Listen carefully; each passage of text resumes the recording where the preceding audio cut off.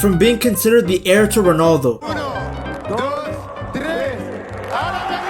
to forgetting how offsides work, from thinking he's going to win the Ballon d'Or to not even being able to do a rainbow, from being the La Liga player of the season to just doing cardio, Real Madrid are a story on their own. When they added Mbappé, a player who was considered one of, if not the best player in the world, to a team that had won the double, everyone thought Madrid were going to take over the world. This is a Real Madrid team that have just won the Liga at a canter, they've just won the Champions League, now they're signing arguably the best player in the world. With Barca struggling, Madrid dominance seemed inevitable. You do need the Barcelona-Real Madrid rivalry to be a real rivalry and not to become too one-sided. I just wonder whether Mbappé is tilting the balance. Yet now, it's the exact opposite. So why exactly is a team as star-studded as Real Madrid not living up to expectations?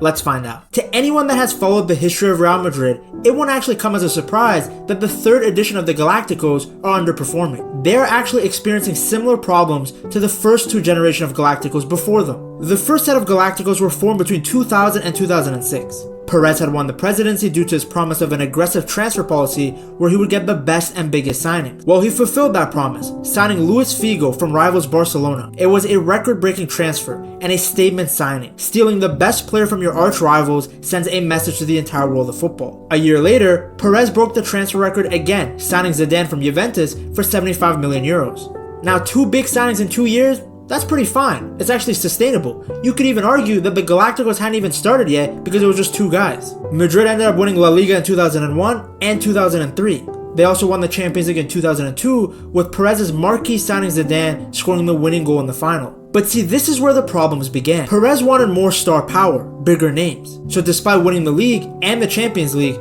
he brought David Beckham from Manchester United. Beckham was very good, a terrific player, but there were concerns that he was actually more famous for his stuff off the pitch than his performances on it, especially at that stage of Beckham's career. Keep in mind too, the summer before in 2002, Madrid had signed R9. The Brazilian was dealing with persistent injuries and fitness issues, but still ended up as La Liga's top goal scorer when Madrid became champions in 2003. But the bigger issue was that Madrid already had a great right winger.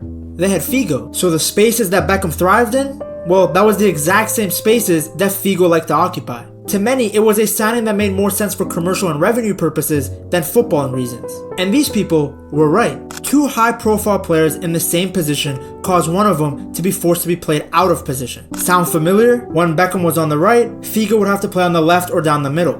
When Figo was on the right, Beckham would have to play as a central midfielder. On top of that, Beckham's arrival led to the departure of Makelele. He was one of the best defensive midfielders in the world, but Perez didn't want to raise his salary because he did not want to pay large wages for a defensive player. Guess winning the ball back and putting a crunching tackle wasn't sexy enough for Perez. Well, as you can imagine, despite the star power the club had, they failed to win any trophies for the next 3 seasons because there was no balance.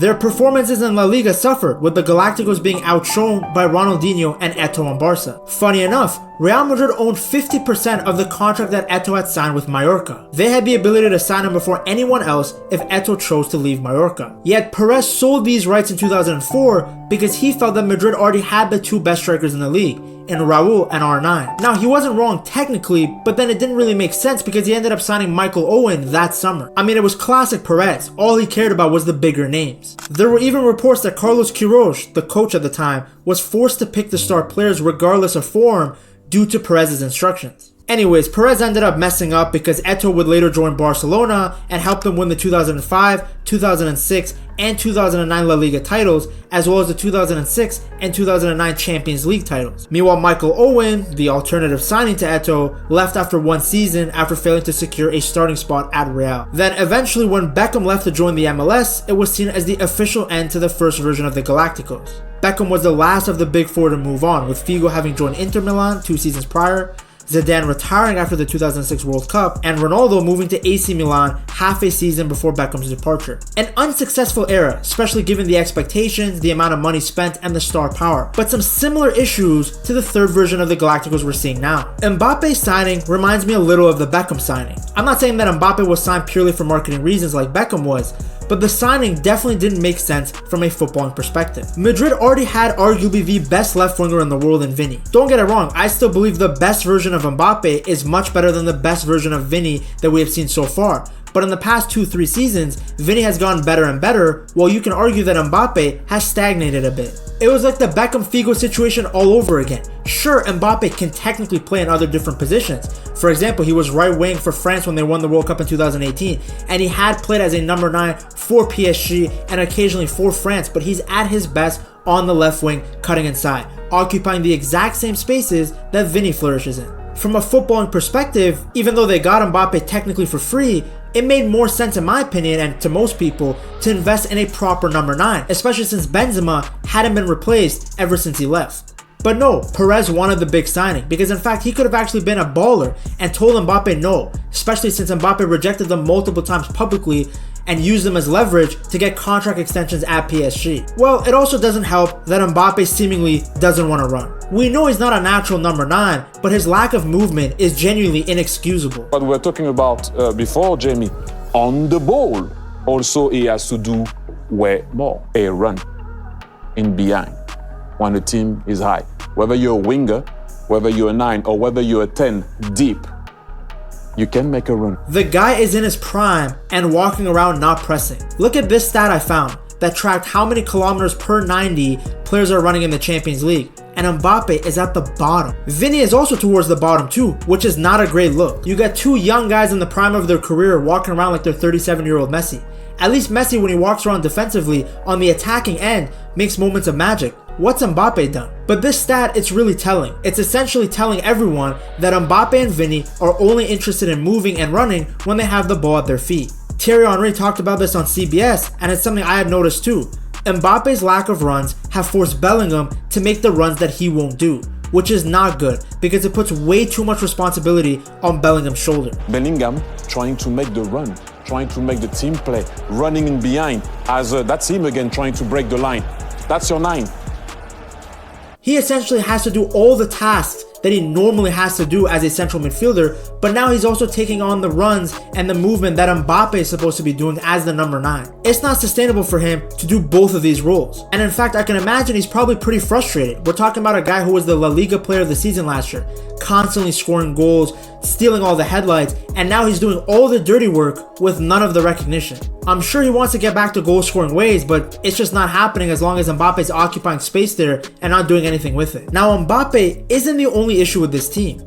The other issue Madrid are facing is something similar to what happened to the second version of the Galacticos. Initially, with the second version of the Galacticos, Perez had learned his lesson. After seeing Barcelona win the sextuple, beating Real Madrid to La Liga by 9 points, Perez realized it was time again to assemble the Avengers. Although they had success in the league, winning La Liga in 2008 and the Supercopa de España in the beginning of the 2009 season, they were awful in the Champions League. I know that's hard to believe since they've absolutely dominated the competition, but their loss to Liverpool marked the 5th successive season of early Champions League exits in the round of 16. They hadn't made it to a quarterfinal since 2004. To get back to winning ways, Real Madrid signed Kaká, Benzema, Ronaldo, and Xabi Alonso. Big names, but in a variety of positions, not just all attackers. But of course, in the first season, it was another trophyless one. They lost 4-0 in the Copa del Rey and then got knocked out for the 6th consecutive year in the round of 16 of the Champions League to Lyon. This second version of Galacticos needed more time to gel, and even then, they didn't really start tasting success until Jose Mourinho. Mourinho changed the mentality of the club,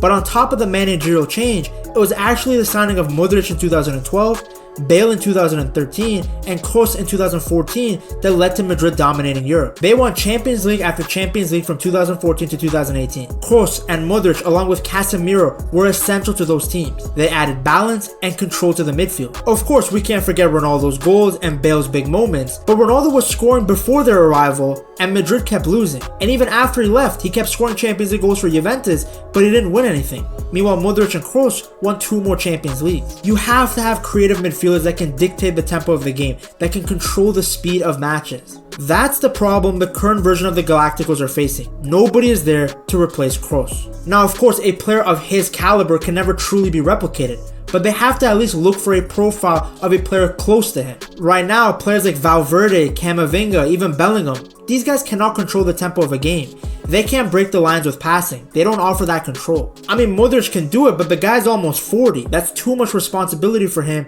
to keep playing every game for 90 minutes. Arda Güler fits the profile, but Carlo doesn't want to play him for some reason. Most likely because he doesn't want to drop one of the big guys. That's also similar to the issue that I talked about before about Carlos Queiroz and the first set of Galacticos.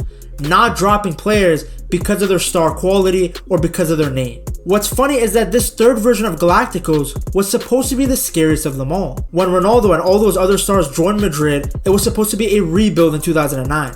They had done well in the league, but they didn't have that fear factor or success in Europe. Then the first version of the Galacticos, you could argue they were players that were closer to the back end of their careers than their primes. Like Beckham wasn't the same guy we saw at United, R9 was on his way down. Mbappé, on the other hand, was joining a young Madrid team. A core made up of players young enough to keep getting better, but good enough that they were winning now. They had just won the Champions League and La Liga. In fact, the majority of the players at the club were still there when they won the Champions League in 2022. This wasn't a rebuild project like 2009 or an older core of players like 2003. Yet so far, it's been underwhelming. Whether it's a change in manager or recruitment, I'm sure Madrid will figure it out. There's too much quality for them to not find a solution. But I will say they have to figure it out quick because it seems like Barcelona have the blueprint to defeating Galacticos. The first set of Galacticos were defeated by Ronaldinho, Eto'o, along with a young Xavi and Iniesta. What Barca do is they recruit well and then they combine it with their youth development from La Masia. It's the perfect formula for defeating an army that has more money than you.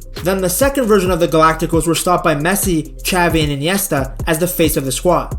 Thankfully, Madrid dominated the Champions League, or the second version would have also been seen as a failure since they didn't win that many league titles. But that formula that Barcelona have, well, they're using the exact same thing against the third version of the Galacticos. Good signings from before, like Lewandowski and Rafinha, are being combined with the development of youth players like Yamal, Kubarsi, and Casado as they destroy Perez's star-studded army. In fact, the 4-0 win in El Clasico seems very reminiscent of the El Clasicos we saw in 2009 and 2011 under Pep. It's still very early days though. I'm sure Real Madrid can gel together and they'll find a way of managing the egos. I mean, this isn't the first time that there's a lot of star quality in those Real Madrid locker rooms. But man, imagine if this team had prime Modric instead of 40-year-old Modric.